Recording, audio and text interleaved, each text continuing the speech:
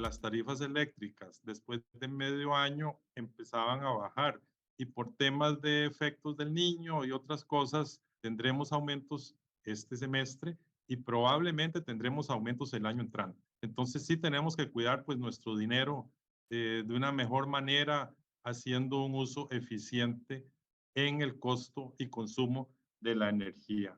Entonces, pues básicamente sí agradecemos mucho a la GIZ y a Canacodea por permitirnos colaborar en este proceso. Nosotros sí llevamos pues más añitos, desde el año 83, hace 40 años, tenemos una comisión de energía funcionando, porque estos temas de la energía son de nunca acabar. A veces son problemas técnicos de calidad, a veces son problemas de costos, a veces son problemas de que estamos al borde del racionamiento. Entonces, sí le hemos dado un seguimiento permanente. Nosotros sabemos que también en Canacodea se le ha dado un seguimiento y ustedes cuentan con una comisión de desarrollo sostenible donde se ha incluido el tema de consumo de energía porque la energía también es un costo directo y también genera emisiones de gases de efecto invernadero. Quiero comentarles que de inicio esta primera charla, pues es una charla un tanto básica, conceptual, para entender algunos conceptos técnicos de energía y sobre todo términos que se usan en la gestión de la electricidad, para que más adelante, en las siguientes sesiones de formación, pues comprendamos con mayor profundidad aquellos conceptos que veremos más adelante de ahorro de energía, eficiencia energética y pues también a cuestiones de electricidad. Sí, quizá para algunos de nosotros nos recordará algunas clases de física, algunas clases de materias que a lo mejor no nos gustan mucho, no nos gustaron mucho en el pasado, pero son términos muy importantes que necesitamos que queden asentados desde esta primera sesión de capacitación para que ya, como les digo, más adelante vayamos entendiendo mejor el asunto del ahorro de la energía y el tema de las instalaciones eléctricas. Bueno, sí, de entrada necesitamos entender que la energía, pues bueno, es la capacidad que existe en el universo para efectuar un trabajo, para hacer cosas. Nosotros usamos energía para hacer todas nuestras actividades. Pero la energía como tal, pues aparece o aparenta ser inofensiva. Un mal uso de la energía nos puede provocar daños que en función de la severidad pueden ser irreparables o no.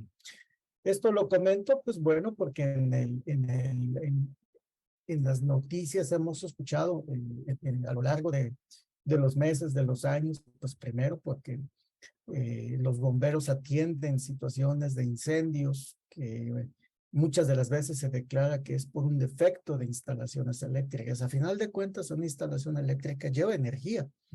Un automóvil, pues para poderse desplazar, lleva energía, llámese diésel, gasolina o gas o baterías eléctricas. Entonces, esa gestión de esa fuente de energía es importantísimo que sepamos manejarlo. Pero bien manejado, como les decía, la energía, entonces es algo que usamos todos los días para efectuar un trabajo. Si nosotros nos pusiéramos el sombrero de técnicos o de economistas, pues la energía se refiere a ese recurso precisamente que existe en la naturaleza, creado de manera artificial, que lo usamos precisamente para transformarla, procesarla y darle un uso final como gasolina, gas o electricidad. La energía, por otro lado, no se puede crear ni destruirse, simplemente cambia de una forma a otra forma.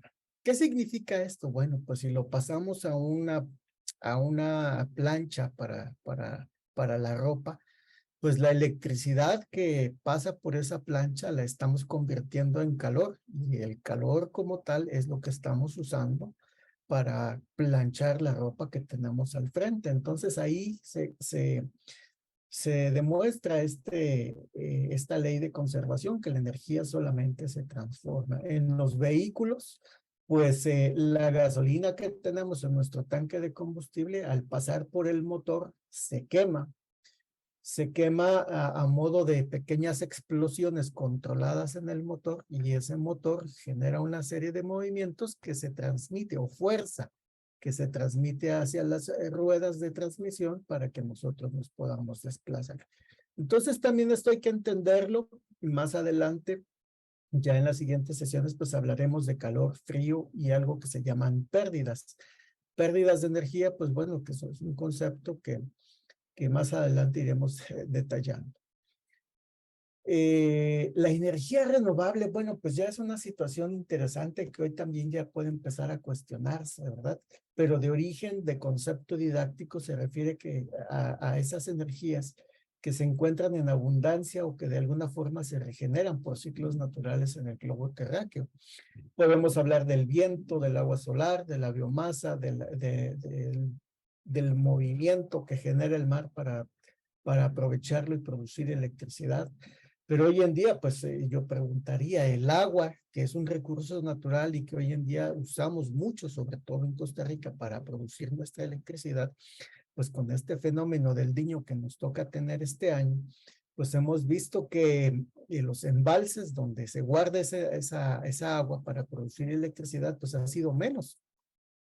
Ha sido menos, y la capacidad de generación que hay a nivel país, pues con agua, pues se ve un poco reducida, y tenemos que hacer uso de otras formas de producir electricidad, y penosamente, pues bueno, tenemos que recurrir a aquellas plantas generadoras que usan combustibles fósiles. Pero en términos generales, pues la energía renovable es algo que en términos muy didácticos, pues se dice que es algo que se puede regenerar. Hoy en día, repito, pues ya es algo cuestionable. Quien tenga dudas, por favor, me avisa, levanta la mano o pone su micrófono, porque a veces me pongo a ver la presentación y no pongo atención a la pantallita. La energía renovable, pues bueno, pues es toda aquella energía que es limitada, que no se produce de manera cíclica, que hay una reserva que es finita, es decir, que se va a acabar a lo largo del tiempo. Lo más común, lo más lógico que podamos saber de estas energías renovables, pues es precisamente el tema de aquellos combustibles de origen fósil, como el petróleo, como el carbón, como el gas asociado al petróleo, que de alguna forma, pues están, esas reservas de combustible, de petróleo, pues están metidas allá en el fondo de la tierra, en el fondo del mar, en grandes reservorios. Pero al paso de los años, en la medida que nosotros explotamos esos reservorios, pues ya no se regenera ese tipo de fuente energética, y que al paso de los años, pues simplemente se irá agotando, y tenemos que hacer una transición a otras formas de energía para poder continuar con nuestras actividades cotidianas. Bueno, vamos a pasar ya en términos así de golpe a cosas de electricidad. Hay cosas de electricidad que nos van a ayudar más adelante a entender un poco de instalaciones eléctricas y un poco sobre aquellos equipos o aparatos que nosotros tenemos en nuestros negocios, en nuestras oficinas, inclusive en nuestras casas, que de alguna forma usan estos parámetros como una forma técnica de caracterizar su capacidad de transformar la electricidad en algo que puede ser iluminación, puede ser acondicionamiento ambiental, que pueden ser hornos, puede ser otro trabajo. Bueno, vamos a ver. Hay 3 unidades que nosotros normalmente deberíamos usar como básicas, o 4 unidades para entender este asunto de la electricidad. Y por favor, con toda confianza, si alguien no lo comprende, levante la mano y con mucho gusto trataremos de ser más claros. Voltaje, corriente, potencia son 3 unidades que típicamente vienen puestas en una etiqueta en la mayoría, o más bien en todos los aparatos eléctricos. Es un dato de placa que se le llama, donde caracteriza precisamente algunas de las cosas que ese aparato necesita para poder trabajar. Y luego viene un asunto que se llama resistencia. Bueno, pues la resistencia también es otro fenómeno natural que se presenta en los conductores eléctricos. Si pudiéramos hacer una analogía entre cómo se comporta la energía eléctrica en un circuito eléctrico y un tanque de agua, que en el fondo tiene una manguerita para poder disponer de esa agua, pues bueno, aquí podemos entender o comprender que el voltaje es la fuerza que se aplica en los conductores eléctricos para que haya un movimiento dentro de esos conductores eléctricos y que ese movimiento pues se transfiera a nuestros aparatos para producir algo. Ese movimiento de algo pues se llama corriente eléctrica. Esa corriente eléctrica es el flujo de agua. En el caso de la electricidad, pues es el flujo de electrones que circulan por ese conductor eléctrico, conductor metálico. Entonces, si nosotros no aplicamos ninguna fuerza, por ejemplo acá, si en el estanque que tenemos acá, que tiene una fuerza potencial, pusiéramos una llave aquí, una válvula, pues simplemente el agua no va a fluir porque no se está aprovechando esa fuerza. Abrimos la válvula, la fuerza que hay por el mismo peso del agua, pues va a empujar el agua a través de la manguera para que fluya hasta el punto final o la salida al final de la manguera. Y ahí viene ese flujo de agua que se llama corriente eléctrica. Lo mismo sucede acá cuando se va la electricidad en nuestras casas y más ahora que se presentan estos cortes de energía por la lluvia. En realidad lo que se corta el circuito eléctrico y se pierde esa fuerza, se interrumpe esa fuerza, es decir, el voltaje, para que siga fluyendo esa corriente eléctrica. Entonces, ese es el fenómeno real que sucede en las situaciones cuando hay corte de energía. Siempre decimos, pues se fue la luz, pues sí, porque siempre asociamos que esa energía eléctrica se conecta a un bombillo y pues es lo más palpable y tangible para nosotros. Se fue la luz, significa que no hay energía eléctrica en nuestros conductores. La resistencia eléctrica pues se puede compararse en esta analogía con el diámetro del tubo. A menor diámetro hay mayor resistencia al paso del agua de este caudal. A mayor diámetro de este tubito, pues el flujo del agua pues le va a costar menos trabajo y va a salir con mayor fluidez. Entonces aquí, para recapitular, voltaje es la fuerza que necesitamos para producir un movimiento de corriente eléctrica en nuestros conductores.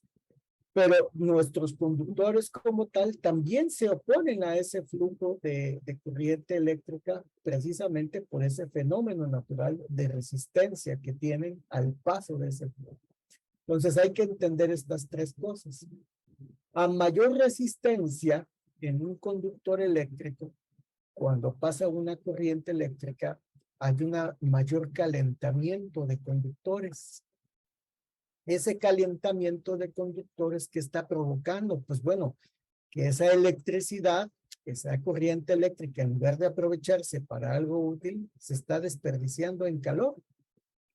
Ese fenómeno sí lo aprovechamos cuando vamos a calentar algo, por ejemplo, en la cocina o en la plancha o en la ducha. Aprovechamos ese fenómeno. Buscamos conductores metálicos, eléctricos, que tengan una fuerte resistencia al paso de esta electricidad para producir calentamiento. Y esa es la forma en que transformamos esa electricidad en calor. ¿Queda comprendido? Con toda la confianza, levanten la mano si no queda comprendido, ¿eh? Pero es importante que lo vayan asimilando. Sabemos que de golpe cuesta un poquito, pero pues ahí les van a quedar las notas para que hagan un repaso y no tengamos atrasos en las siguientes presentaciones. Bueno, entonces el nombre, el término técnico que usan los ingenieros y los técnicos de electricidad se llama tensión eléctrica, pero en realidad nos hablamos del voltaje. Nosotros los terrenales que vivimos acá abajo, pues todos conocemos esto como voltaje, ¿verdad? Si no hay voltaje en los enchufes que tenemos en la casa o en el negocio, pues simplemente no va a funcionar absolutamente nada. Entonces, este voltaje puede proveerse en nuestros negocios en algo que se llama un servicio monofásico o un servicio trifásico, es decir, que hay diversas formas de llevar a los negocios la electricidad. Y si es monofásico o es trifásico, pues eso va a depender de la cantidad de energía que nosotros necesitamos para hacer nuestras actividades en el negocio.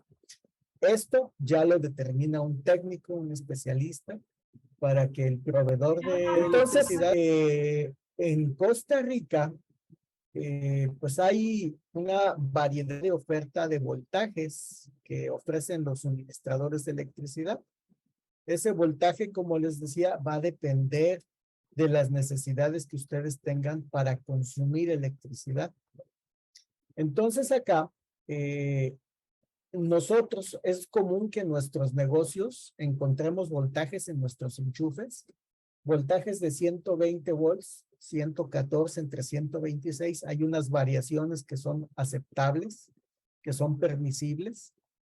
Pueden encontrar ustedes voltajes de 220 o 240 en algunos enchufes. ¿Cómo diferenciamos ese voltaje? Pues bueno, es muy sencillo. Los enchufes pequeños para nuestros abanicos, para nuestra computadora, para algunas refrigeradoras, el enchufe de 120 es pequeñito. Es el que típicamente está en las paredes y que normalmente viene en pares. O a veces viene combinados con algunos interruptores para las lámparas, para el alumbrado. Esos son los interruptores, los enchufes de 120 volts. Los enchufes que tienen un voltaje de 220, pues ya son un poquito diferentes, son más grandes, normalmente son de color gris, normalmente son redondos y tienen tres entradas con tres patitas que están más separadas que las patitas que se usan en los enchufes del abanico de la computadora. Esos enchufes son los que se dicen que tienen 220 o 240 de volts en esas terminales. ¿Por qué uno y por qué el otro? Pues bueno, como les decía, pues los enchufes pequeñitos son para cosas pequeñitas como el coffee maker, la computadora, pero ya cuando hablamos de la cocina, cuando hablamos de algunos equipos de aire acondicionado, de algunos equipos que usan refrigeración o que sirven para la refrigeración, pues ya el enchufe crece y normalmente usamos estos conectores o enchufes de 220. Esto no quiere decir que en el país haya otros niveles de voltaje. Hay mucho más niveles de voltaje, pero esos ya son para requerimientos ya de casi de uso industrial, para talleres de maquinarias grandes. ¿Alguien tiene algún voltaje diferente al 220, 240 en su negocio? ¿Tiene alguna idea? Todos andan en 120, 240. ¿O no se han preguntado cuál es el voltaje que tienen en el negocio? ¿Alguien ha tenido la necesidad de hacer alguna instalación eléctrica por algún equipo que haya comprado o reparado? Todos están No sé. sanos. Todos de la fecha 220 y 110. Usted tiene 220 y 110, don Alfredo. Ok. Sí, sí. Perfecto. Gracias. Muy bien. Si no hay más comentarios, pasamos a la siguiente lámina. Bueno. La corriente eléctrica, como les decía, que es el flujo. Fernando, hay una mano levantada de Michael López. Gracias. Michael, adelante, por favor. Hola, ¿me escuchan? Sí. Sí, Michael, ahora sí, fuerte y claro. Hace rato se escuchaba que parecía que estaba en la ducha, pero sí, ahora está bien. Es que estaba lloviendo. Sí, me imagino. Mira, yo una vez iba a comprar una máquina de hacer helados. Ajá. Y resulta que era trifásica. Ajá. O sea, me recomendaron no comprarla porque me dijeron que se ocupaba hasta un transformador y todo. Supuestamente era americana y dicen que allá hay más acceso a esa instalación. Pero Ya. eso es más que el 240, ¿verdad? No, también, usted también puede tener ese servicio de 240. Si ustedes ven aquí en las laminitas, hay una línea roja que a propósito pusimos ahí, don Agustín me hizo la recomendación. Normalmente nosotros tenemos ese 240 en algo que se le llama servicio bifásico. Eso significa que tienen dos líneas de corriente y uno neutro. En el caso de un servicio trifásico a 220, 240, a usted el suministrador de electricidad le entrega tres líneas de corriente y un neutro, o uno que le dicen neutro precisamente. Pero ese servicio sí se le puede brindar acá. Eso sí, depende de la capacidad de distribución que tenga al frente de su casa, ¿verdad? Pero hay normalmente esa capacidad. Y sí habría que platicarlo con su proveedor para que investigue. Oiga, pues si necesito trifásico acá, ¿lo tiene o no lo tiene? ¿No? Sí, a mí la verdad me dio miedo comprarla. Digamos, yo sé que en los talleres, así, industria, sí hay trifásico. Sí. Pero eso, ¿sabe lo que es usted con un negocio de comida solicitando trifásico? Bueno. Sí, es más complicado, lo entendemos. Y bueno, pues para ese tipo de cosas, antes de comprar, es muy sano preguntarle a la distribuidora cuáles son los servicios disponibles que pueden tener ahí. Muchas veces por los circuitos que hay afuera y el tipo de negocios que hay alrededor, no siempre se necesita ese sistema trifásico. Y bueno, pues hay ciertas complicaciones. Don Agustín quiere comentar algo. Sí, don Michael. Básicamente, cuando uno ve en la calle que hay un poste alto con tres líneas muy arriba, ¿verdad? Eso significa que en esa área hay suministro en servicio trifásico. Pero uno antes de comprar un equipo trifásico sí tiene que consultar a la distribuidora si tiene ese servicio disponible, porque si no se le complica, después tendría que cambiar el motor del equipo por uno monofásico y ya se le va aumentando el costo del equipo sin empezar a producir. Entonces sí es mejor, y creo que usted tomó una buena decisión en ese momento de no embarcarse. Claro, sí, no, seguro ella de donde venía, eso es más normal, pero aquí no. Sí, es más complejo. Entonces, siempre la recomendación es que pregunten al proveedor de electricidad que tengan, llámese el que sea, y si hay esa disponibilidad del servicio. Y don Michael, qué pena, ¿no? Pero pues bueno, hay otras opciones. Excelente, muchas gracias. No, yo en su momento me dio como nostalgia, pues sí, yo qué raro, y tal vez no sea tan difícil, pero no, hombre, claro que debe ser difícil eso. Hay complicaciones a veces. Bueno, muchas gracias por su participación, Michael. Bueno, como les decía, el otro parámetro, la otra cosa que debemos comprender es el tema de la corriente, recordando que es el flujo de electricidad que hay en nuestros conductores. Y este tema de la corriente, pues lo tenemos que tomar en cuenta, sobre todo aquello cuando nosotros nos ponemos a mirar los famosos breakers, aquellos pastillitas que son grandes y que están enchufadas a la entrada de la casa, que típicamente son de color negro, y al frente tienen un numerito que dice 15, que dice 30, y a veces dice 7.5, a veces dice 25 o 20, y luego una letrita A. Como les decía, pues ese aparatito que normalmente lo conocemos como breaker, pues es un dispositivo de protección para nuestras instalaciones. Y ese dispositivo de protección está diseñado para conducir cierta cantidad de electricidad. ¿Eso qué significa? Que están diseñados para soportar cierta cantidad de aparatos eléctricos para poder operarlos de manera segura y eficiente. Entonces, bueno, sí, aquí me gustaría hacer un paréntesis, ¿no? Aquellos que estén pensando en hacer ahorro de electricidad, pues es bastante bueno y es necesario. Pero antes de pensar en ahorrar en electricidad, ustedes deben pensar en la seguridad de sus personas, de su integridad física y luego la de sus instalaciones.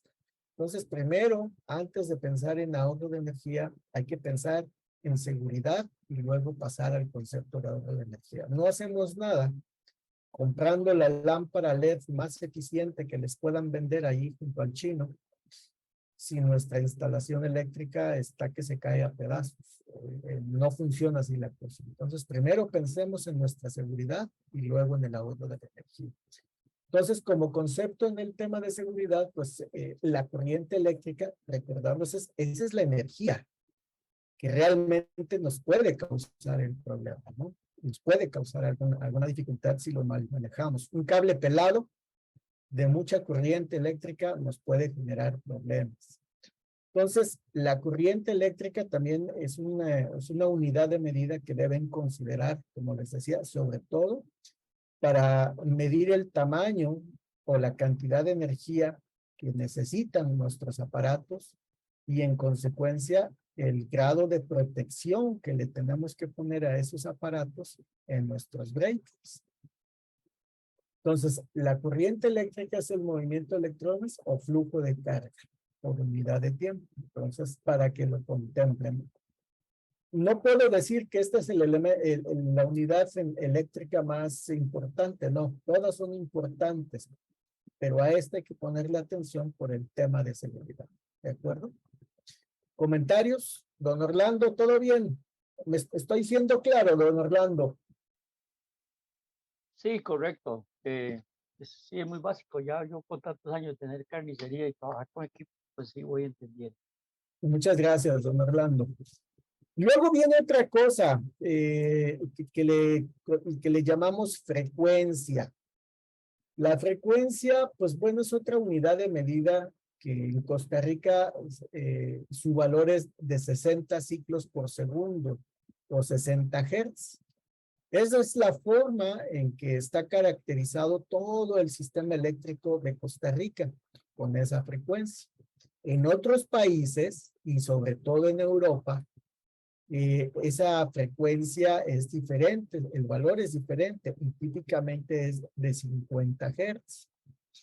¿Por qué 50 y por qué 60? Bueno, pues es todo un análisis técnico de conveniencia que hay a nivel de ingeniería, que no es el caso traerlos al caso. Pero sí es importante que lo consideren como una característica para los aparatos que quieran comprar. Si alguno de ustedes tiene la necesidad de traer un aparato de Europa, sobre todo, pues tiene que contemplar eso, el voltaje, la corriente y la frecuencia, porque si ustedes se traen un aparato que opera a 50 Hz y lo quieren operar a 60 Hz, se va a dañar y en poco tiempo. Entonces la idea es que cuando hagan esas compras, así como don Michael, pues primero prevean, primero entiendan qué es lo que tienen ustedes acá como fuente energética, es decir, cuál es el servicio eléctrico que se ofrece en el país, para después ver si es compatible aquella cosa que quieran comprar con ese sistema eléctrico. Es muy común que algunas empresas por necesidad se tienen que traer esos aparatos que funcionan con una frecuencia diferente y con un voltaje diferente. ¿Qué es lo que tienen que hacer?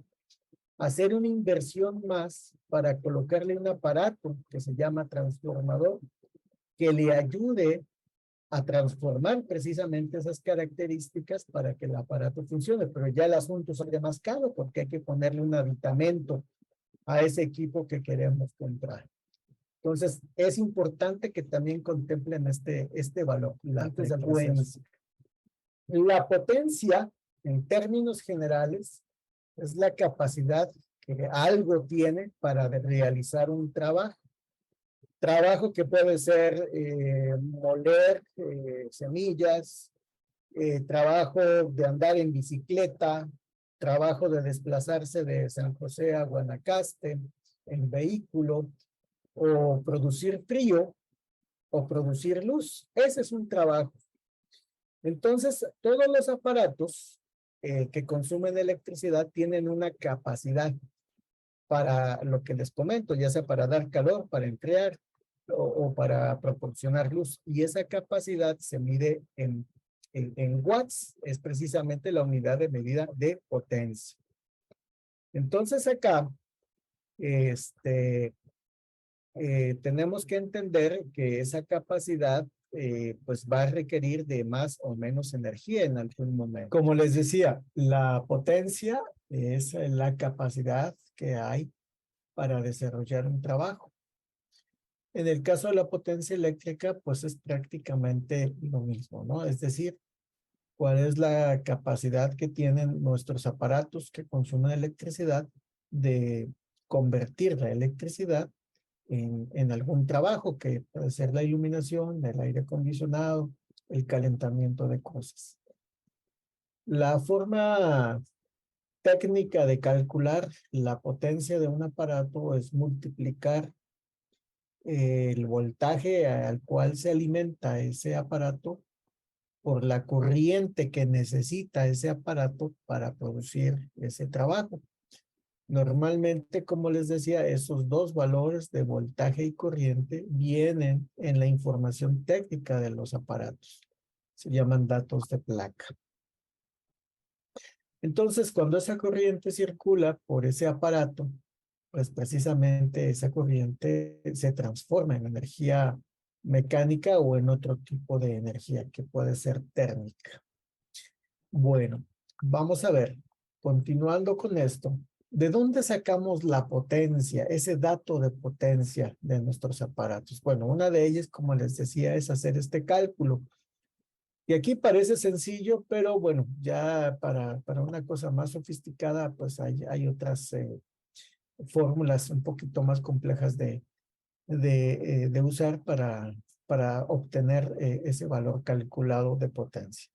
Lo mejor que podemos hacer, pues, es recurrir a lo que hemos dicho ya varias veces, a la placa de datos de nuestros aparatos o de los catálogos que podamos tener a mano de esos aparatos. Si es el caso y tienen la facilidad de hacerlo, pues bueno, se contratan a un técnico, o si ustedes mismos tienen capacidad técnica, pueden hacer mediciones para poder encontrar esa potencia. ¿Y qué tenemos que medir? Pues lo que les decía, medir el voltaje en el enchufe donde está conectado ese aparato y medir la cantidad de corriente que está pasando por ese aparato cuando está funcionando. ¿De acuerdo?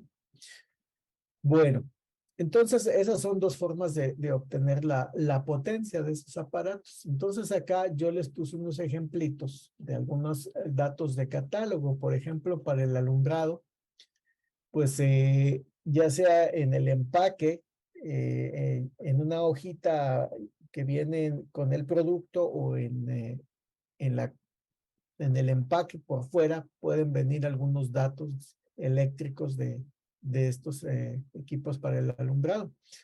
Entonces acá ustedes pueden ver, voy a poner el puntero láser, que aquí nos están diciendo, oye, pues mira, este aparato funciona con estos valores de voltaje. Puede funcionar desde 127 hasta 277 volts y un poco más. Pero esos voltajes de alguna forma pues nos generan diferentes valores de potencia. Pero también pues va en función de la cantidad de luz que nosotros necesitamos, ¿verdad? En ese espacio que queremos iluminar. Entonces es una forma fácil de poder obtener ese dato de potencia. En el caso de motores eléctricos, pues también hay catálogos que nos permiten decir cuál es la potencia de esos motores. La potencia de los motores, pues bueno,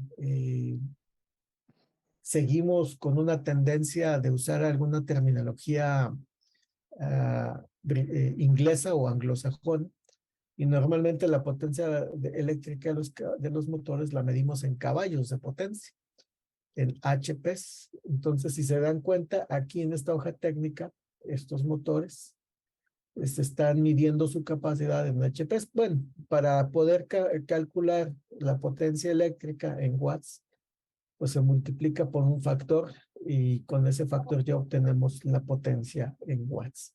¿De Mi acuerdo? amigo, Sí, ¿le puedo hacer una consultita, don Fernando? sí, claro, con mucho gusto. A ver si usted me la aclara, por favor.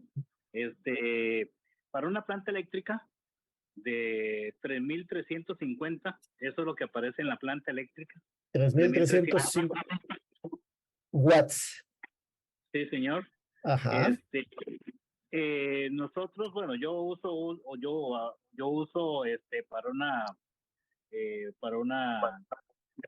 para usarla como cuando se va la corriente, Ajá. pero a mí me dicen que no puedo utilizar cualquier aparato, no puedo conectar cualquier aparato a esta planta eléctrica.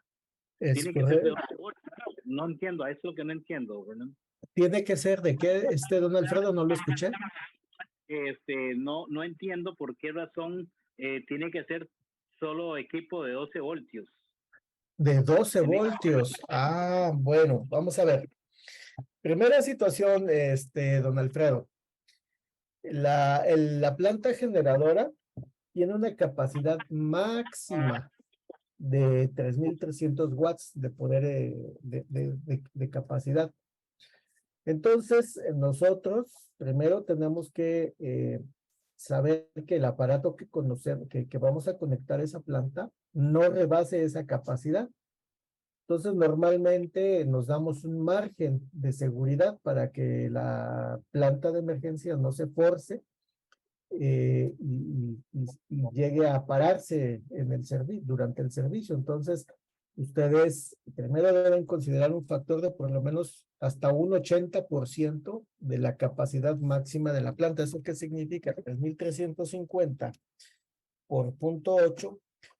Usted puede colocar un aparato que cuando mucho de 2.600 watts de capacidad para que la planta no se force. Esa es una. La segunda, ¿quedó comprendido eso, don Alfredo? Más o menos. Porque, Bueno, digamos, yo puedo poner, digamos, un taladro. Lo puede poner, inclusive usted con esta planta, usted puede poner un horno de microondas de 700, 800 watts, inclusive dos. Puede poner dos. Usted puede poner, por ejemplo, dos planchas de 1.000 watts cada una y no hay problema, le abastece energía. Si es el caso, puede poner la refrigeradora, que puede ser de 400, 500 watts, tranquilamente, ya exagerado, 500 watts puede trabajar tranquilamente. Eso es en cuanto a la capa. Eso es en cuanto a la capacidad, ¿verdad, don Alfredo? Y ahorita vamos a la cosa ese que nos dice de 12 voltios. Ya le platico. Lo que sí no puedo poner es una máquina de soldar, ¿verdad? No, señor, ahí sí ya no. No, ya no, porque son más grandes y además el diseño de la planta es especial para poder soportar una planta de soldar, don Alfredo. La planta de soldar consume un gran pico de energía en poco tiempo y luego vuelve a bajar. Entonces esa planta de energía debe soportar esos picos de consumo. Entonces el diseño ya es un poquito especial para eso. Un metao o una esmerilladora, sí. El metao, la esmerilladora sí la puede tolerar. Perfecto. Esa es la primera cosa. Ahora, cuando a usted le dicen que no puede conectar cualquier cosa, solamente aparatos de 12 volts, bueno, en el tablero donde están los enchufes, don Alfredo, algunas fabricantes le ofrecen a usted varios servicios de energía en esa misma planta, en ese mismo módulo. Le dan unos enchufes que le llamamos en corriente alterna para darle los 120 volts que necesitamos. Algunas le dan 220. Y por otro lado le dan otros enchufes que le dan un servicio de corriente continua. ¿Para qué nos sirve la corriente continua? Pues bueno, para conectar algunos aparatitos de emergencia, como por ejemplo lámparas de mano, bombillos, focos.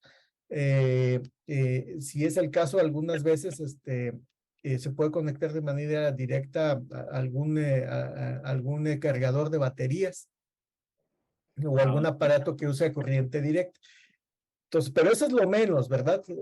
Lo que yo normalmente veo, pues son los enchufes normales de corriente alterna para conectar el tele, la plancha, ese tipo de cosas. Entonces, en la planta que usted tenga, pues revise que en ese tablero venga separado el enchufe de corriente alterna, dice CA, y el enchufe de corriente directa que dice CD. Y hay veces que tienen un simbolito como una onda, CA y una onda, eso quiere decir corriente alterna. Y cuando dice corriente, o cuando dice corriente directa, puede ser CD, CC y una rayita, ¿verdad? Entonces, para que lo separe. Entonces, verifíquelo bien, pero no tiene caso que usted tenga una planta de 3000 watts solo para corriente directa. Eso no es negocio para nadie. Perfecto, perfecto. Muchísimas gracias. Más bien le agradezco, Fernando. Disculpe la No, no, para nada, don Alfredo. Gracias. Bueno. Vamos a ver. Ahora sí, ya entendimos qué es potencia, ¿verdad? Que es la capacidad para desarrollar un trabajo. Ahora bien, ¿cuánta energía necesito para desarrollar ese trabajo? Bueno, pues eso depende del tiempo en que yo vaya a desarrollar ese trabajo. Entonces, para calcular la energía que necesito o que voy a consumir para realizar ese trabajo, entonces, para calcular esa energía, yo multiplico la potencia de ese aparato en watts por el tiempo que yo voy a operar ese aparato en horas. Entonces, aquí ya me dan watts hora, que es una unidad de medida que normalmente usamos nosotros cuando estamos calculando energía eléctrica, consumo de energía eléctrica. Pero como el watt hora es una unidad muy pequeñita, nosotros usamos múltiplos de 1000. Por eso es que nuestro recibo de electricidad, el consumo de energía que nosotros registramos mes a mes en el corte de la facturación, se mide en kilowatts hora. Y se usan normalmente 3 letritas, ¿verdad? Pegaditas, K, W, H. El W es por la potencia y la H es por el tiempo en que esto está funcionando. Entonces, normalmente la factura eléctrica viene, o el equipo que usa la empresa distribuidora de electricidad, pues registra precisamente esa potencia y ese tiempo. De manera interna, ese aparato va calculando precisamente la potencia que nosotros estamos demandando a lo largo de esos 30 días, multiplicado por el tiempo de esos 30 días en horas, ¿verdad? Entonces, ese aparatito es lo que va registrando y al final del mes, pues ya llega el lecturista o de manera automática, si es un lector inteligente, pues se hace el corte y ahí se registra la cantidad de energía que ustedes consumieron por planchar, por ver la tele, por refrigerar, por congelar, por lo que sea que ustedes tengan en su negocio para que consume electricidad.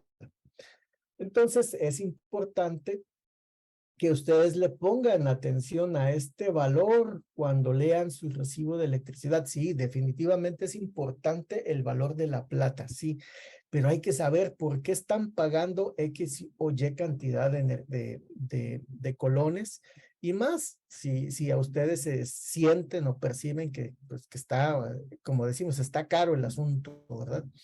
Entonces hay que hacer esa relación. Bueno, ¿cuánta energía estoy consumiendo? Y de esa energía, pues cuánto me están cobrando. Entonces, un buen hábito que ustedes pueden tener, o si ya lo tienen, buenísimo, pues es cada mes en una hojita, en un cuadernito especial que ustedes tengan ahí, pues vayan registrando el consumo de energía que les viene en su recibo de electricidad. Y a lo largo de 3, 4, 5 meses, ustedes van a ver cómo se comporta su negocio en cuanto a consumo de electricidad. Habrá algunos meses cuando hace mucho calor, pues tal vez si tienen aire acondicionado, pues va a subir un poco, ¿no? O cuando hay muchas ventas, por ejemplo, ahora que empiezan las vacaciones escolares de medio año, pues también puede que algunos negocios reflejen un poco más de ventas y por eso, pues también en consecuencia van a reflejar un poco más de consumo de energía. Por eso es importante que ustedes lleven un registro histórico de sus consumos de energía. Si en algún momento ustedes ven un sobresalto de un mes a otro, pues entonces empezar a investigar por qué estamos teniendo ese sobresalto de consumo de energía. Causas puede haber muchas, pero es importante primero llevar esos registros para que ustedes se den cuenta de cómo se van comportando. Bueno, Fernando, un sí, segundo. Don sí, Fernando, un segundo. Vea, voltaje es la potencia, no, voltaje, potencia es la capacidad de, la potencia es la capacidad para realizar un trabajo. ok, realizar un trabajo. Y eso Watt se mide. es energía. Eso es, Watt no, es la energía. watt, Ah, así, watt como tal, watt es potencia. Watt ah, entonces potencia y watt es lo mismo. es la unidad de medida, exactamente. El watt es la unidad de medida de potencia. Y voltaje es la capacidad permitida o que puede usted usar. ¿Es así? No, el voltaje es la fuerza que hay en nuestros Pues, enchufes para realizar un trabajo. Ese es el impulso que nos da el sistema eléctrico para hacer un trabajo. ok, un ejemplo. No me estoy saliendo del texto, ¿verdad? No, no, no, para nada, para eso estamos. Una pregunta. 125 Voltios. 125 voltaje. Voltios. Aquí tengo una extensión y la Ajá. y el voltaje es de 125. Ok, entonces ¿eso qué significa? Que esa extensión que usted tiene sirve hasta ese nivel de voltaje, 125 volts. Si usted pretenda enchufarla a 220 volts, esa extensión ya no se vuelve segura. Ya no es seguro operarla a 220 volts. ¿Por qué? Porque esa fuerza que hay en 220 volts es casi el doble de lo que usted tiene en 120 volts. Y el choque eléctrico que pudiera tener si usted llega a tocar los cables de esa extensión, pues va a ser dolorosísimo, ¿verdad? Entonces, si esa extensión le dice es hasta 125 voltios, hasta ahí puede usarla. No la puede meter ni a 220, ni a 240, ni de ahí en adelante. ¿De acuerdo? Ahora, ¿cómo puedo medir yo los 125? Bueno, pues ahí ya viene un asunto complicado, ¿verdad? Porque sí hay que tener, Sigamos, don Fernando, sigamos.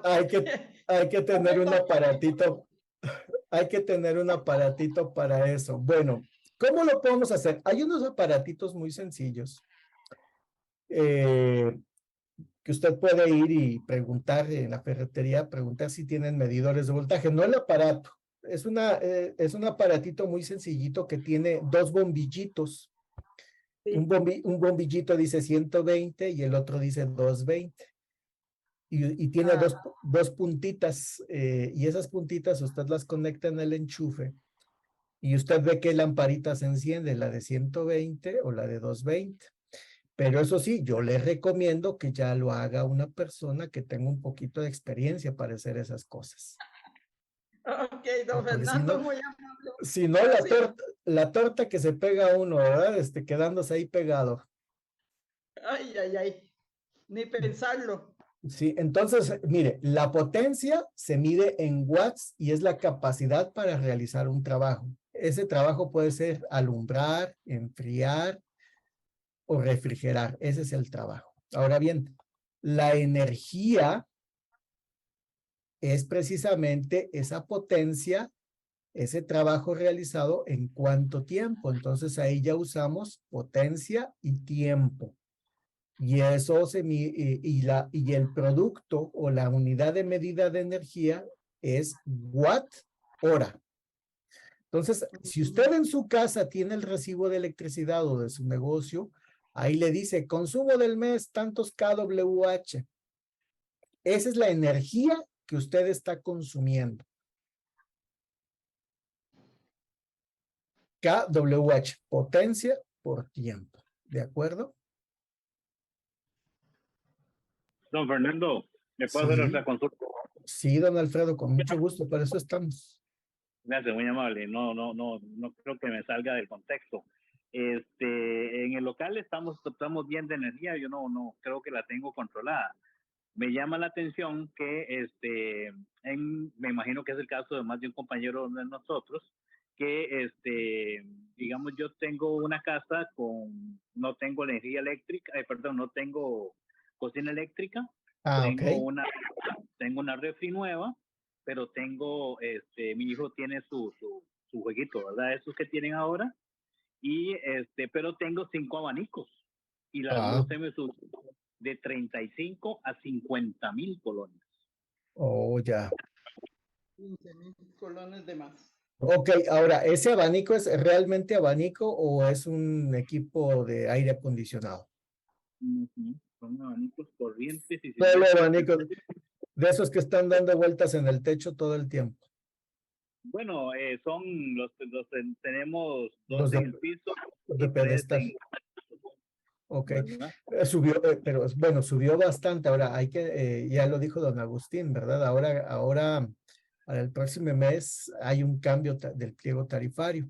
Entonces, lo más seguro es que por cada kilowatt hora paguemos un poco más porque estamos usando diésel para generar electricidad y eso cuesta más. Bueno, definitivamente cualquier comportamiento estacional en el año nos va a provocar una variación en el consumo de electricidad y por lo tanto en el pago. La época de calor es típica para todos nosotros porque necesitamos aire fresco o aire frío y echamos a andar los abanicos y echamos a andar el aire acondicionado. Aquí la cosa es saber por cuánto tiempo están usando esos abanicos. Si los enchufan de las 6 de la mañana a las 6 de la tarde, 7 de la noche, pues ya están ustedes diciendo que el equipo lo tienen trabajando 12 horas al día. Entonces, lo primero que hay que hacer es comprender un poquito cuáles son nuestros hábitos. ¿Qué estoy haciendo? ¿Por qué se refleja tanto consumo de electricidad? Bueno, ya metí más abanicos. ¿De qué capacidades son esos abanicos? De 40 watts, 50 watts, 60 watts. Normalmente esos motores de los abanicos son muy chiquitos. No llegan ni al caballo de potencia o los 740 watts. Son muy chiquititos.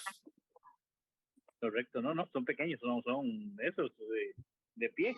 Esos de Sí, pie entonces acá primera situación es el tiempo que usted está usando esos abanicos. Ahí sí si usted mete más aparatos usándose por más tiempo, el consumo de energía crece porque ya metió más aparatos y los está usando por mucho tiempo. Entonces, ahí es donde viene el brinco de consumo de energía, ¿verdad? Don Agustín quiere comentar algo. Adelante, don Agustín. Gracias. Estaba hablando con el micrófono apagado. Digamos que si los abanicos fueran de 75 watts y son 5, ya serían 375 watts, ya es 0.375 kilowatts. Si se usaran 5 horas al día por el mes, ya son 56 kilowatts hora al mes adicionales. Y digamos que le estén cobrando en su distribuidora por cada uno 100 colones el kilowatt hora, ya serían de como 5,000 y resto, más el IVA, como 8,000 colones más de colones por mes, solo por usar esos equipos 5 horas diarias. No sé si por ahí anda el uso o mayor o menor, pero ese es un ejemplo. Gracias, don Agustín, es correcto. Ahora fíjense, Sí, señor. súmenle que el consumo de birras también crece con el calor, ¿verdad? ¿Y qué significa eso? Que tenemos que abrir y cerrar más veces la refrigeradora o el congelador. Cada apertura de la puerta del refrigerador significa una pérdida de frío. Y si afuera hace mucho calor, el compresor del refrigerador va a trabajar más tiempo. Entonces ahí es donde empieza precisamente el análisis de nuestros hábitos para comprender porque se disparó el consumo de electricidad cuando llega la época de calor. Entonces, la refrigeración, el aire acondicionado y los abanicos son tres cosas que debemos analizar cómo se comportan cuando estamos en época de calor. Ahora súmenle, los chiquillos ya van a estar en la casa y el chiquillo pues rara vez se queda en la casa, ¿no? Ahora ya les gusta el PlayStation y ver la tele y se quedan en casa. Entonces dicen, mamá, tengo calor, pues le meten el abanico al hijo. Entonces ahí vienen esas cosas que debemos analizar para saber por qué está consumiéndose o por qué estamos pagando más por esa energía eléctrica. ¿De acuerdo? Perfecto. Y ya Muchísimas don Agustín nos hizo ahí unos números muy sencillitos que puedan reflejar ese comportamiento suyo, don Alfredo. Muchas gracias, don Fernando. Gracias, don Agustín. Sí, no es todo el tiempo, pero sí, ya sé que ya más o menos ando por ahí el asuntito. Muchas gracias. Con mucho gusto. Bueno. Para tomar acciones. Para tomar acciones. El ahorro de energía no significa sacrificio de confort. También no se vayan a tirar al extremo y vayan a mandar a todos los chiquillos a dormir en la hamaca en las noches, ¿verdad? Tampoco la cosa va así. Y tampoco vamos a dejar de tomar birras en la tarde, ¿verdad? Tampoco la cosa es así.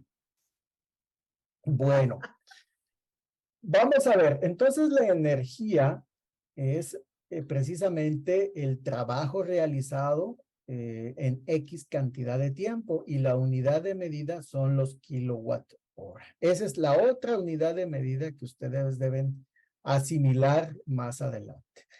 De aquí en adelante, aquí les voy a platicar 3 unidades de medida que ya difícilmente van a reflejar en su recibo de electricidad porque a experiencia de nosotros, ustedes no están en una tarifa tipo industrial o comercial horario. Pero hay otras cosas que son importantes entender, a menos que alguien me levante la mano. No, yo sí tengo tarifa horaria. Bueno.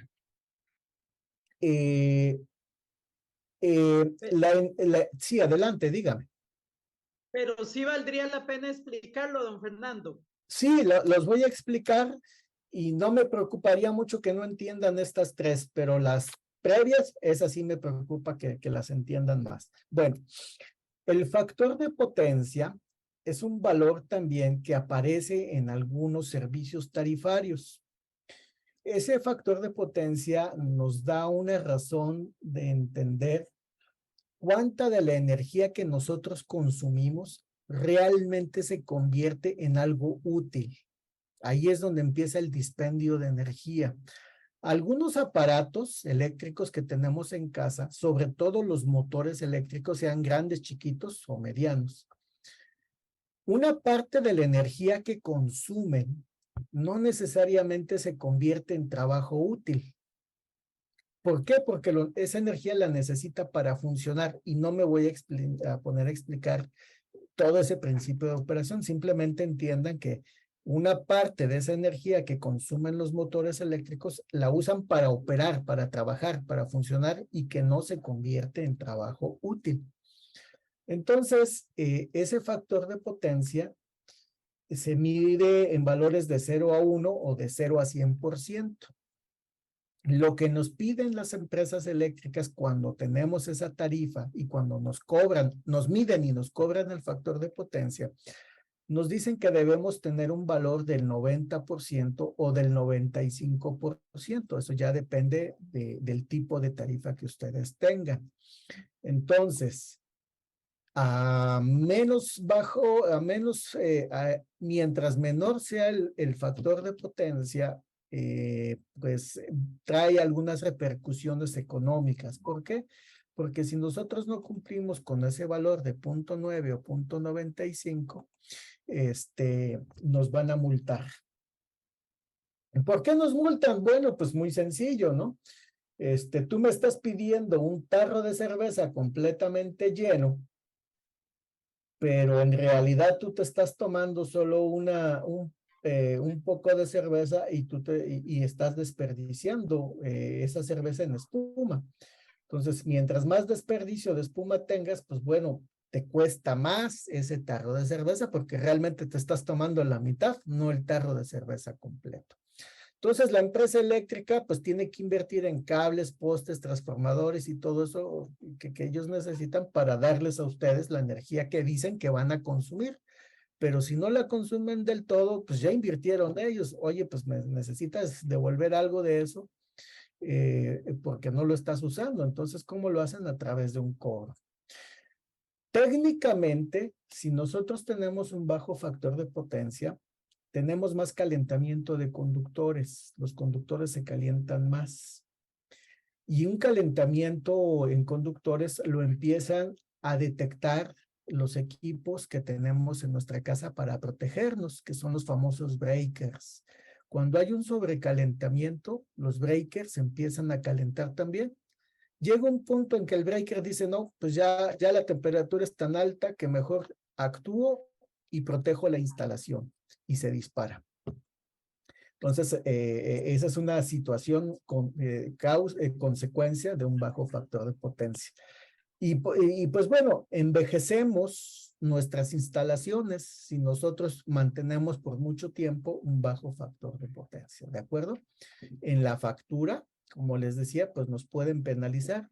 Dependiendo del valor de ese factor de potencia, pues nos van a penalizar. ¿De acuerdo? Bueno, voy a tener que pisar el acelerador porque ya mis compañeros me están presionando. Hablo mucho y avanzo poco. Entonces, hay formas de corregir ese factor de potencia. Técnicamente hay formas, no lo voy a explicar, pero lo que sí les puedo decir es que hay formas de corregir ese factor de potencia y sobre todo en empresas ya grandes.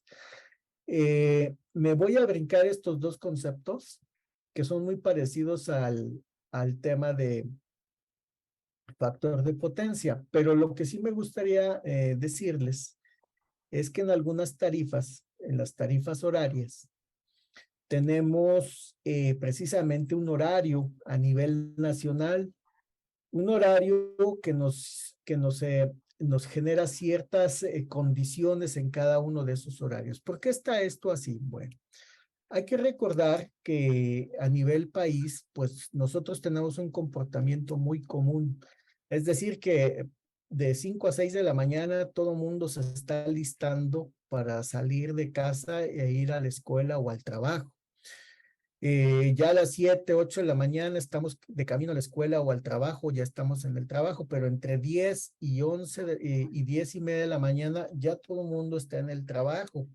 Después de las 10 y media hasta las 12 y media del día, o de las 10 de la mañana a 12 y media del día, pues ya todo el mundo está en el trabajo. Las mamás en casa están cocinando para preparar los alimentos y que los chiquillos que vienen de la escuela pues tengan que comer. Los que están en las oficinas trabajando pues salen a comer también. Entonces, ese momento del día significa que hay muchas personas consumiendo electricidad por una u otra razón. Y eso genera un concepto que se le llama punta. ¿Eso qué significa? Que es el horario en donde todo el país está consumiendo la mayor cantidad de energía que pudiera reflejarse durante todo ese periodo de tiempo que serían 24 horas. Ya después viene un periodo de caída o de bajada en donde pues no hay mucho consumo de energía, que eso puede ser entre las 6 y 10 de la mañana, como les comentaba, o entre las 12 y media y las 5 y media de la tarde. Después de las 8 de la noche, pues ya todo el mundo prácticamente va reduciendo su actividad y va bajando el consumo de electricidad hasta volver al ciclo de las 6 de la mañana. Entonces, ese horario nos indica que el costo de la energía es diferente. ¿Por qué? Porque no es lo mismo producir electricidad a las 10 de la mañana, entre 10 y 12 y media, donde todos consumimos, que a las 12 de la noche, que ya nadie consume electricidad como lo hacemos a mediodía. Entonces, el costo de producir electricidad es diferente, ¿de acuerdo? Si a nosotros nos cobraran la electricidad de nuestras casas por horario, créanme que estaríamos más conscientes de cómo ahorrar energía. Una tarifa, a final de cuentas, en términos generales, es el precio que pagamos nosotros los usuarios de este servicio, que es público o concesionado, a cambio de la prestación de ese servicio. Esa tarifa pues refleja en principio pues precisamente los costos que se necesitan para tener esa infraestructura y operar esa infraestructura. Entonces, a final de cuentas, es un proceso de construcción entre los productores de electricidad y un ente regulador para decir, mira, esta es la tarifa que deberíamos estar cobrando. Entonces, en el caso de nosotros tenemos tarifas reguladas por ARECEP y que nos están indicando, dependiendo del sector y del nivel de consumo de energía, pues el valor precisamente de ese kilowatt o kilowatt hora. Tenemos tarifas monómicas o tarifas binómicas. Normalmente nosotros andamos por acá como negocios en este segmento de Canacodea, ¿verdad? En tarifas monómicas, donde normalmente nos cobran solamente el consumo de electricidad. Muy bien. Si tienen dudas sobre el costo de cada kilowatt hora que les están cobrando, pues ustedes pueden dirigirse a la página del ARECEP y ahí en la página del ARECEP vienen todas las tarifas de todas las empresas distribuidoras para que ustedes hagan sus números. Ahí abajito viene el vínculo de donde está esta página. Ahora que les hagan llegar la presentación y si tienen interés, pues ahí pueden accesar. Aquí les voy a dejar un ejercicio para que ustedes entiendan un poquito más el tema de consumo de energía, potencia y cómo es que afecta la cantidad de horas que nosotros operamos una cierta cantidad de cargas eléctricas a lo largo del tiempo y ese sería el cobro que nos estarían generando. Usando un poco el ejemplo de don Alfredo, ¿no? Entonces se los dejo ahí para que lo vayan viendo. Comentarios hasta acá, vamos a pasar así de golpe súbito al tema de instalaciones eléctricas, algo muy básico, muy introductorio, porque más adelante en otro curso vamos a profundizar un poquito más, ¿de acuerdo? Si no hay comentarios, pasamos a la siguiente. Una instalación eléctrica es un conjunto de elementos que conectados pueden transportar la electricidad hasta donde nosotros la necesitamos consumir. Esa instalación eléctrica, en términos muy generales, se compone de varias cosas. Una acometida, la acometida es esta parte que nos proporciona la empresa distribuidora de electricidad desde el poste de luz o del cable, que a veces se cuelgan de acá, hasta la entrada de nuestra casa, donde empieza a bajar el tubito donde tenemos nuestro medidor. En algunos casos, dependiendo del tipo de negocio que se tenga, las instalaciones eléctricas también comprenden pararrayos. Los pararrayos sirven precisamente para detener el efecto que pudiera tener un rayo sobre nuestras instalaciones. Entonces, esos pararrayos conducen esa energía a lo largo de una serie de cables y la llevan a la tierra precisamente, y ahí se disipa esa energía para que no nos afecte. Por otro lado, todas las instalaciones eléctricas deben llevar algo que se le llama puesta a tierra o tierra. ¿Qué significa eso? Bueno, que es un cable tal cual que se pone a lo largo de toda la instalación eléctrica, todas las canalizaciones metálicas que haya dentro de nuestra instalación, y todos nuestros aparatos tienen una conexión a tierra física, que es la tercera patita que tenemos en nuestros diferentes enchufes. ¿Para qué sirve esa conexión a tierra? Es un cable de seguridad para nosotros. En caso de que haya una corriente eléctrica fugándose por ahí en los cables, en las placas de los apagadores o de los enchufes o del mismo aparato, esa electricidad se conduzca por ahí y no nos genere algún daño a nosotros como personas o a nuestras propias instalaciones. Entonces es muy necesario que todas las instalaciones eléctricas tengan esta puesta a tierra. ¿Cómo la identificamos? Pues bueno, cerca de donde está el aparatito este que usamos para medir la electricidad, debajo de ese aparatito hay un cable desnudo o entubado con una varilla conectada al piso, a la tierra. Esa es la conexión de puesta a tierra. Y ese cable va a lo largo de toda la instalación. Bueno, Y luego vienen todos los conductores eléctricos que se distribuyen a la casa, donde tenemos el aire, la cocina, el alumbrado, la ducha, todo eso. Tenemos otra serie de cosas que necesitamos dentro de nuestras instalaciones.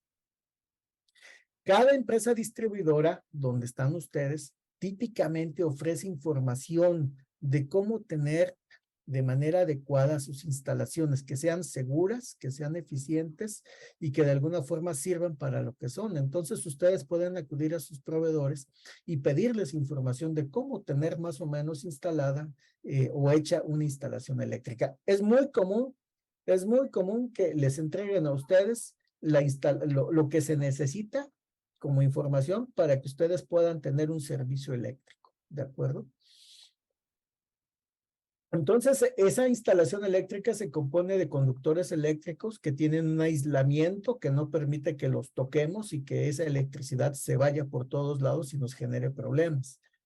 Debemos tener en todas nuestras instalaciones, después del medidor, un interruptor, ya sea de cuchillas o tipo breaker, que nos permita cortar la electricidad del suministro de electricidad hacia adentro. Este interruptor es un interruptor de seguridad.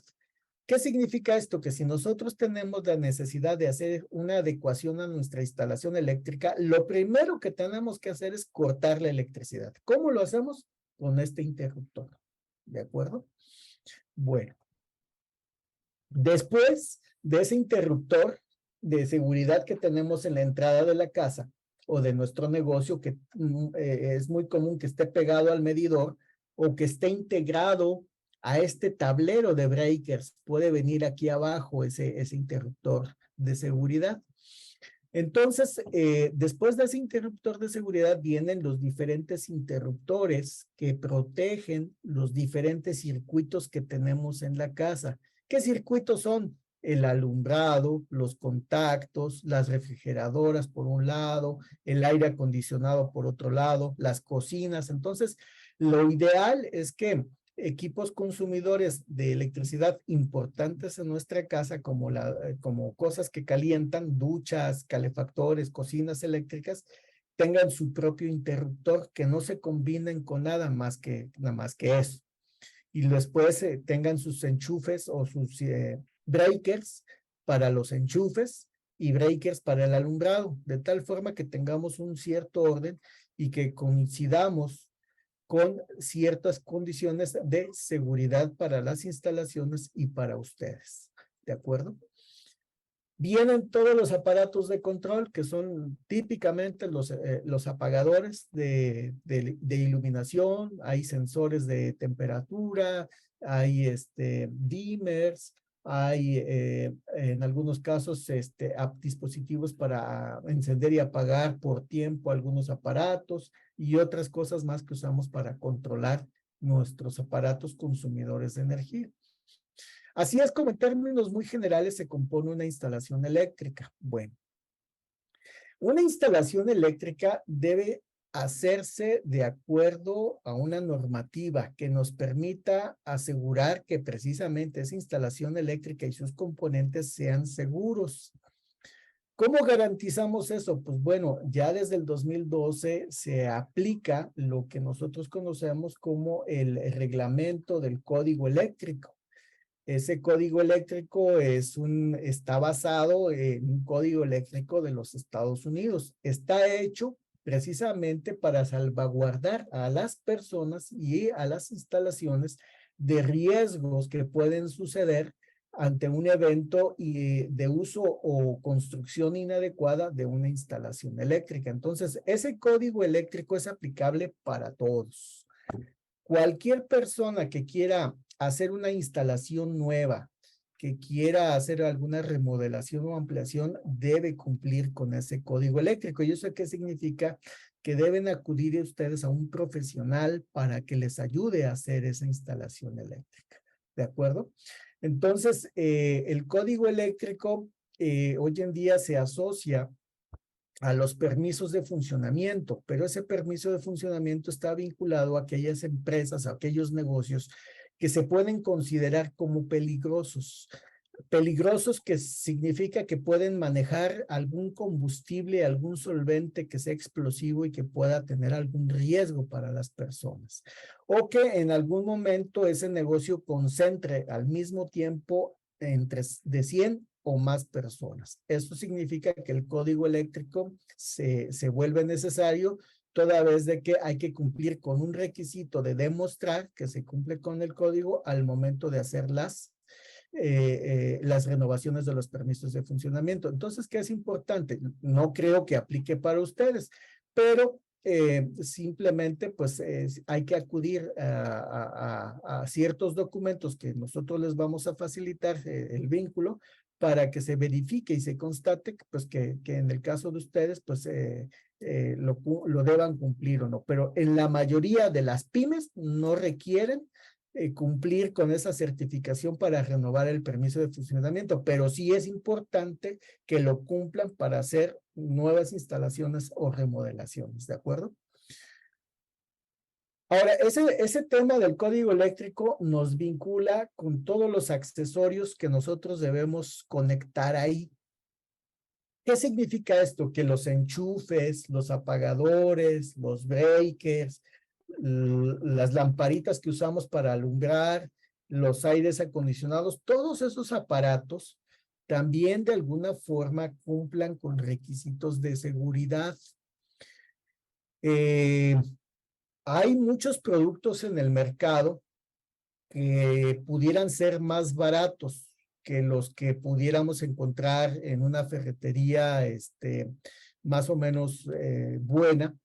Y esos aparatos o esos dispositivos normalmente deben ostentar un sellito como los que les mostramos acá. Estos sellitos que hay aquí son sellitos de seguridad. Entonces es importante que no escatimen en precio. Si van a comprar un enchufe, verifiquen que ese enchufe cumpla con un código de seguridad, típicamente es UL, ULNOM, CSA. Si no lo trae, es un producto que no necesariamente cumple con ese código de seguridad y puede poner en riesgo nuestra seguridad y la de nuestras instalaciones.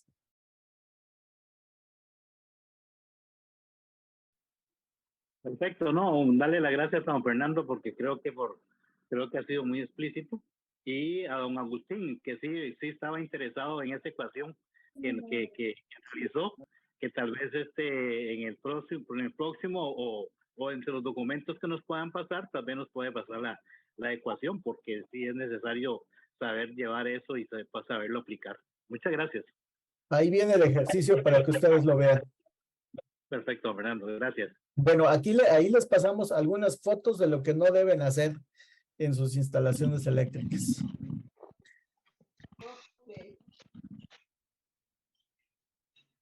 ¿Alguien más tiene algún comentario? Muchas gracias, don Hola. Fernando. Muchas gracias. Excelente la capacitación. Con mucho gusto. Hola.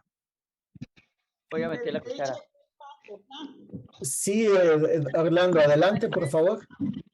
Sí, no, me parece muy bien esta explicación. Faltan detalles que tenemos que ir entendiendo y comprendiendo.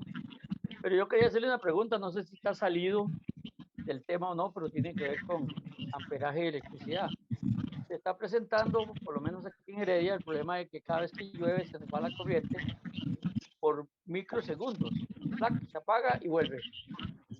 Y entonces eso hace que algunos aparatos dejen de funcionar en ese momento, como los routers, las cuestiones de internet, los de cable y todo eso.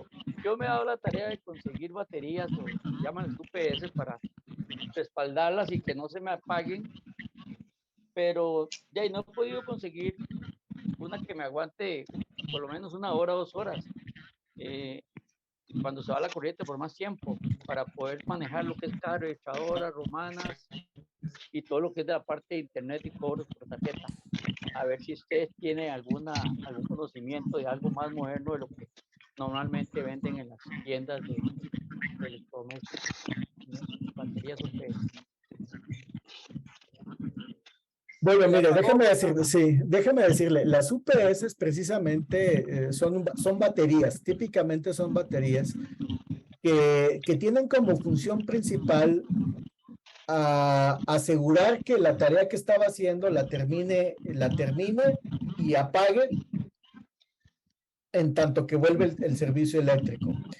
Las UPS, mientras más grandes son en capacidad, son mucho más caras. Su precio es exponencial. Si hay equipos UPS muy grandes, pero que no necesariamente le van a funcionar por horas, sino que simplemente le van a respaldar un poquito más de equipos. Entonces, mi recomendación es que, pues más bien, y yo lo vivo acá también de este lado, pues es mejor ir pensando en una pequeña planta eléctrica, más que una UPS, porque la UPS ya por 2 horas difícilmente van a tener un equipo que aguante esas 2 horas. Ok, muchas gracias. Con gusto. Por acá en el chat está preguntando Mariano Rodríguez, ¿qué tipo de profesional debe asesorar, por ejemplo, en instalaciones eléctricas? Un ingeniero electricista que tenga una acreditación de parte del Colegio Federado de Ingenieros o un técnico electricista debidamente capacitado.